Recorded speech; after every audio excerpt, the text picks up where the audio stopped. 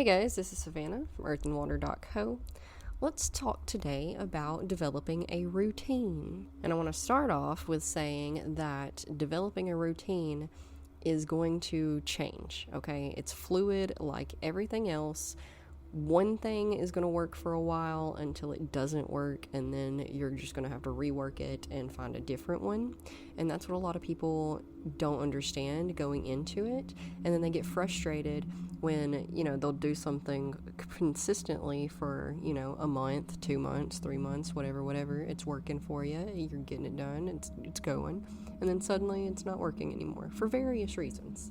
Remember, the only constant in life is change and cycles and moving from one thing to the next. It's never going to be the same forever. So developing a routine is something that you're going to have to revisit every now and then. You're going to have to start from scratch every now and then, periodically, forever and always, forever, amen. So first and foremost, you have to get comfortable with the fact that nothing lasts forever, and that when you're starting a routine, when you want to start something and get it going and get it off the ground, this is just what you're going to do for now.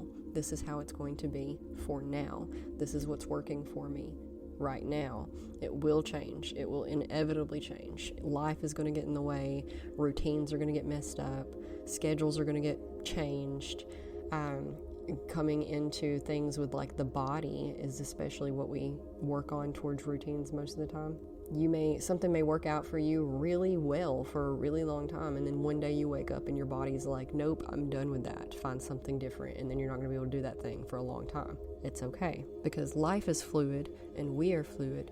Routine is also going to have to be fluid, which means flexible, ebb and flow, up and down. It's going to, you have to allow for some space around that to change if it needs to.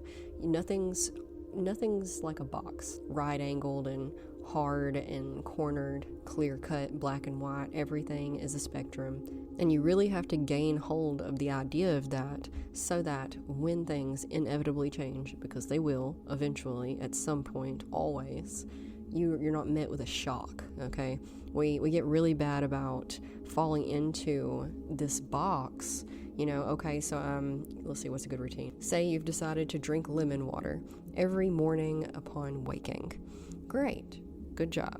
Keep going. You're doing great, and you do it for a couple of months, 3 months, 4 months, but then there's no more lemons at the grocery store. Or your schedule changes, and now suddenly you have to wake up 3 hours earlier than you usually do, and you just can't get moving good enough, fast enough that early in the morning to make it happen. Or a big life change happens, you lose someone you love, or you get really sick and it falls off for a little bit. It doesn't matter what routine you choose. It doesn't matter how well you do with it. Eventually something is going to throw a wrench in your well-tuned, well-oiled system. So when you're developing your routines, you need to, A, of course, look at your goals and what you're trying to accomplish, but B, be flexible enough so that you don't snap in half when the inevitable change does arise, You can't be so dedicated to your routine that the rest of your world falls apart when it does. So that's the first thing I want you to remember, is that developing a routine is something that is always going to come back around to where you're starting from scratch, more or less. Not to say that you can't pick that specific thing in your routine back up when you have the time and space to do so. I just want you to not beat yourself up when you fall off of it, because that's what a lot of people do. They fall off of it, inevitably, because we all do eventually, and then they beat themselves up. Why can't I do this? Why did I have a problem with this? I was doing so good. Why am I lazy all of a sudden? And I don't want you to do that. I want you to take a step back and be like, okay, I had the capacity. Now I do not have the capacity. I will eventually have the capacity again, but life is what it is at the moment. I am adapting well. It is fine. That being said, the next thing I really want you to pay attention to is the whole mindset of waiting until, okay? Waiting until you start. Don't, okay? Because if you're waiting it's all excuses. That's all it is. Waiting till Monday, waiting till the first of the month, you're setting yourself up for failure if you're waiting until XYZ. because you're going to get it going and you're not motivated, okay? You don't actually want to do what you're doing. That's why you're putting it off. And if you don't actually want to do it, then it doesn't matter when you actually start it, because it's not going to stick. It's not going to click. You're not going to see the results that you want. If you're putting it off because you don't want to do it, then you're never going to keep up with it long enough to see it pay off. That's why I'm always saying diets don't work. Lifestyle changes do. Whatever, you got to think long term, okay? We are stuck in this life and this body until we are not, all right? That's the time frame that we have to work with. 30 years, 60 years, 80 years, I don't know. You don't know. All I know is that we need to think of the long-term picture and who we want to be in 30 years, 60 years, 80 years. What type of person do we want to be? What do we want our habits to be like then? What type of mentality do we want? What kind of physique do we want? It goes on and on forever. Try to focus on more emotional and personality type traits rather than physical type traits, because our physical body is going to deteriorate eventually, okay? It's just the natural way of things. If you tie your self-love to, your six-pack, and then you work really hard for a couple of years to get that six-pack, then you inevitably get older. And there's older people with six-packs for sure. But you have to love the thing that gets you that, or it's going to fall off. And that's why diets don't work, okay? You have to love the food that you're eating and how you eat, and as often as you eat. You can't be hungry all the time. You're going to be miserable. And we can go into I could do 3 episodes on why diets are bad, but we're going to try to stay focused over here. So if you feel the urge to wait until the first of the month, the first of the week, the first of the year, whatever, yada yada, you've already failed, okay? Because you don't want it bad enough to do it for 30 years. And that's where we want to focus, okay? We can't have commitment issues with yourself, okay? That's so important. You cannot have commitment issues with yourself. You are building you. You are your greatest project. You are your most magnificent piece of work of art, okay? And that's what we're building with our routines. The idea is to create yourself as an individual that you love unconditionally.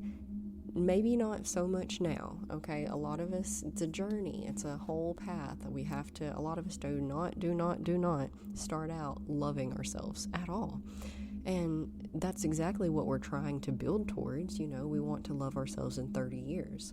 We want to enjoy ourselves in 30 years.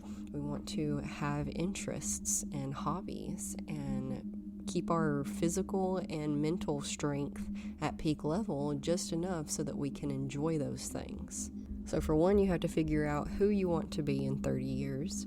And then for two, you got to figure out what kind of habits and routines will get you there.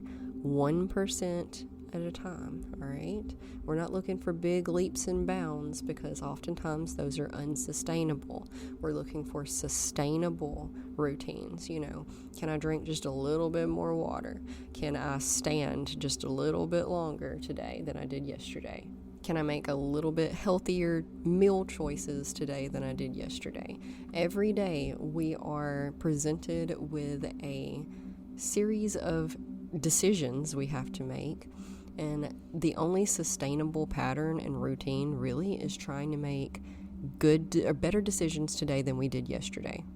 A little bit better, just a little bit better, okay? 1%. A 1% change in 365 days is a 365% change. That's a lot, okay? Little steps, the turtle and the hare, right? That's a story that we all know. Where a lot of people fail in building better routines is that they try to overhaul 18 different things at a time. They try to jump from this lifestyle to that lifestyle overnight, and that's really unsustainable in a lot of ways. You have to stepstone your way there for sustainability's sake. That's it, okay? Sustainability's sake.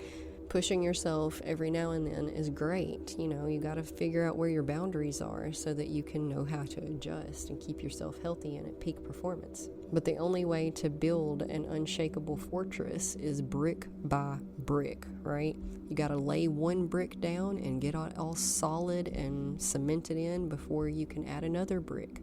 Get it all solid and cemented in before you can add another brick, or else the whole foundation is just going to crumble, right? The walls are going to fall apart. One catapulted boulder and you're done for. It's the same concept here. You solidify one habit first in your routine, and once it becomes second nature, easy, don't have to think about it anymore, then you can add another.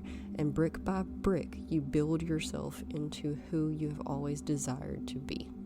So let me know what you think. Join us in the Facebook group and we can talk about it. Let us know what your habits are that you really enjoy. What habits do you want to bring to your routine?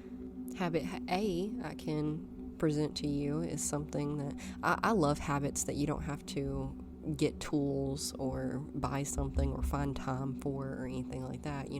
I'm a busy mom and have been for a long time. We don't always have the time and space to formulate our routines the way we would ideally want them to be. So, relax your face and shoulders, sit up straight, posture, breathe into the belly, practice mindfulness, bringing your attention and awareness to your body, your mind, your emotions, your physical, everything. What do you feel? What does the air feel like? What kind of colors and textures can you notice around you? These types of things are wonderful habits that you can add to your routine that don't even require anything other than thought. And those are always the best ones, right? The ones that don't require anything, you can do it anywhere, anytime, no matter what's going on. But yeah, do all that, and here's some meditation music to do it too. I love you guys. I'll talk to you next week.